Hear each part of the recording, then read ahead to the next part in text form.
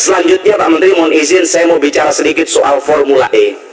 Saya tidak mau bicara soal GoTo karena itu domainnya Pak Arya Sinulinga. Saya bicara aja soal Formula E. Pak Menteri, berapa bulan sebelum Formula E dilaksanakan, Pak Jokowi datang ke sana. Kalau Pak Jokowi datang, kan kita sebagai menteri, sebagai pembantu presiden harusnya paham bahwa tujuan presiden ke sana memberikan sinyal kepada seluruh menterinya untuk bagaimana bisa membantu agar Formula E ini menjadi sukses dan juga bisa mencapai goalnya, yaitu kemudian bisa menjadi kebanggaan bangsa kita. Sebentar teman-teman. Nah, maksud kami adalah kami sendiri kemarin ternyata kawan-kawan kami sendiri aja, sahabat kami Pak Sahroni, mohon izin, beliau seperti ngemis-ngemis ke Pak Menteri, katanya iya, ternyata nggak ada tuh bantuan, ya kan. Kami juga sempat senang bahwa waktu itu sempat ada MOU dengan anak Pertamina, Pertamina Renewable itu, ya kan, yang ternyata itu ya bukan ngasih sponsor, malah ternyata hanya memberikan potongan terhadap harga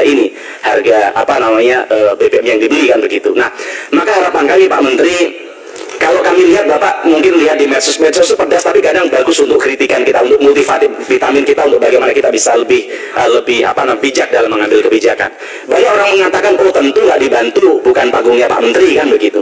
Ada juga yang bilang bahwa, oh ini ya kalau acaranya menteri, jangankan sebulan proposal, 1 menit sebelum acara Pak Menteri aja bisa BUMN itu support, begitu.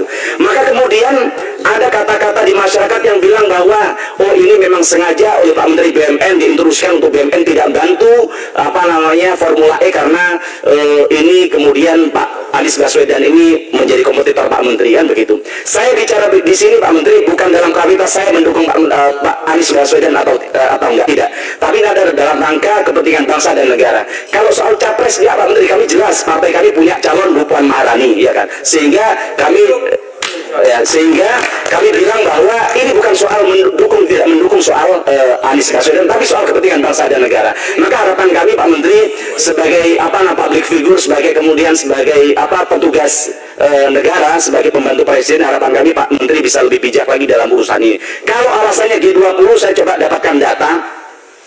Sekarang berapa sih sebenarnya keuntungan yang dicapai BUMN dalam 2021, yaitu 1.613 triliun. Kalau kita bilang sponsorship untuk kegiatan sponsorship dalam sebuah perusahaan aja 5-10%.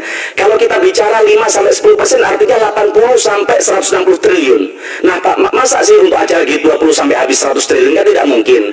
Dan sisanya kemana? Maka harapan kami hal-hal begini juga bisa bisa dilakukan agar bagaimana minimal 1 miliar lah bantu untuk mereka. Masa kita nggak malu? Namanya saya lihat di logonya kemarin ada namanya MS Glow for Men, ya kan.